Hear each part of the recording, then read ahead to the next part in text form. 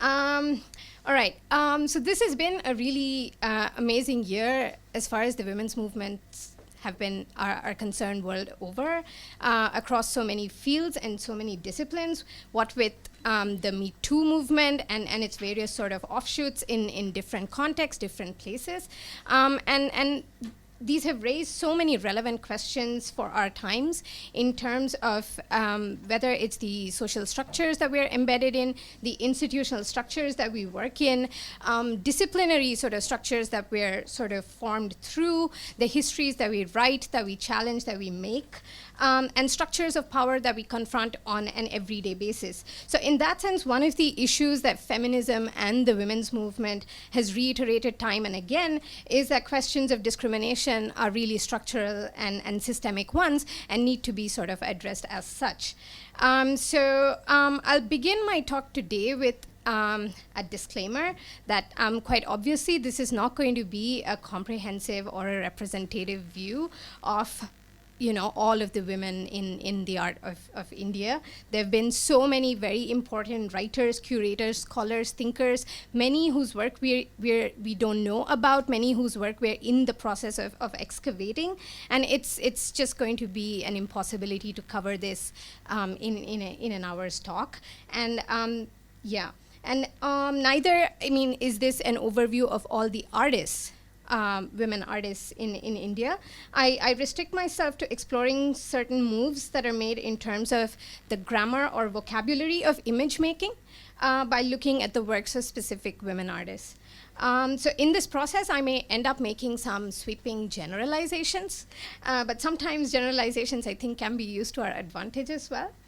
So let me begin by providing a little background. So to begin with, you have the colonial sort of context of India. The British sort of really saw themselves as this civilizing sort of force, especially for women in India. So between, say, 1772 and 1947, which is when they left India, they introduced several sort of legal reforms pertaining to women. So these included sort of the forbidding of female infanticide, forbidding the practice of sati, which is immolation, and child marriage, raising the age of consent, allowing widow remarriage, and so on. Now, all of these were also issues that pertain to sort of the domains of the private, the personal, and sort of religious sort of law.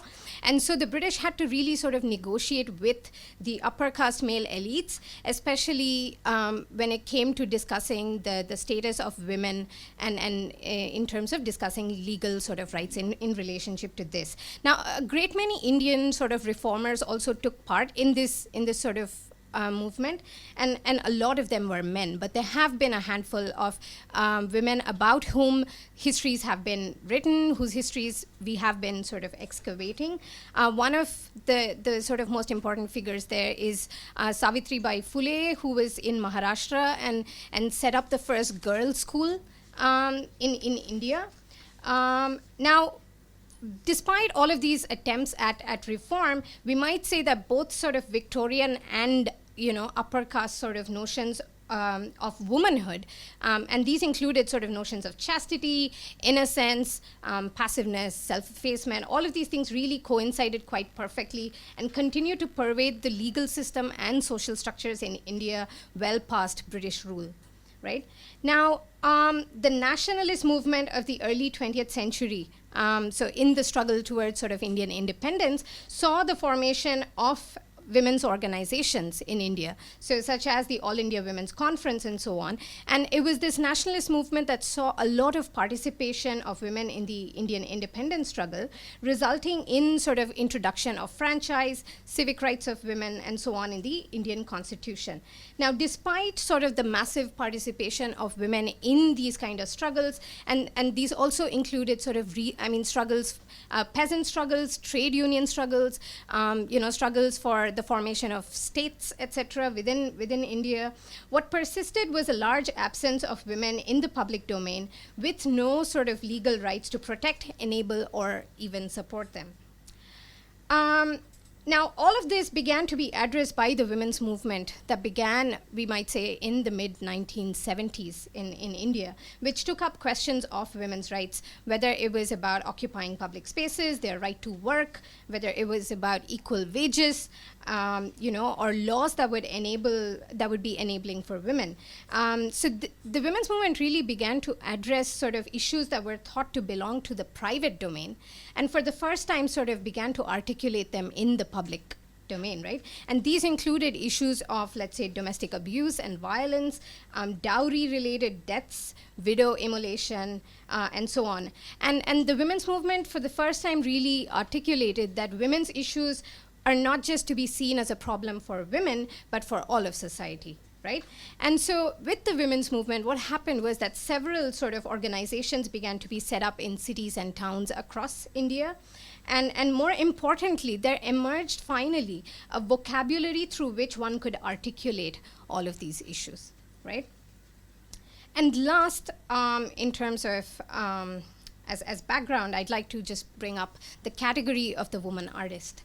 Now, this brings us to sort of the field of art and culture in India, and one that reflected or was very much in correspondence with the pervasive sort of social image and representation of women. And as we'll see today through this presentation, women throughout the history of art in India appeared predominantly as objects of representation by male artists for predominantly male gazes, right? So, but before we begin to look at this, it would be useful to touch upon the very category of the woman artist and ask ourselves at what point did it acquire traction in India, and how or why and whether this is a useful one, right? Now, what does it mean to look at the field of art through the lens of the category of the woman artist? Now, I take my cues from the feminist art historian Linda Nochlin, who in her very seminal sort of 1971 essay called "Why Have There Been No Great Women Artists?"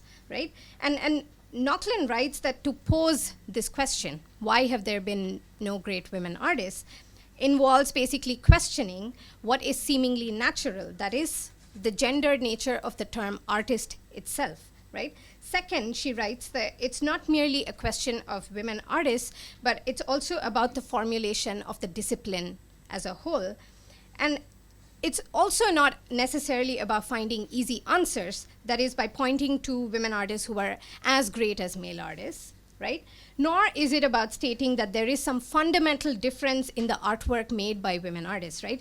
That there is some innate sort of feminine quality, as it were, right? Instead, Nochlin says that to ask this question, why have there been no great women artists, is about pulling apart the conditions that make up and produce art as art, and it is about questioning the myth of the great artist and the aura surrounding these figures and the work that they produce, right?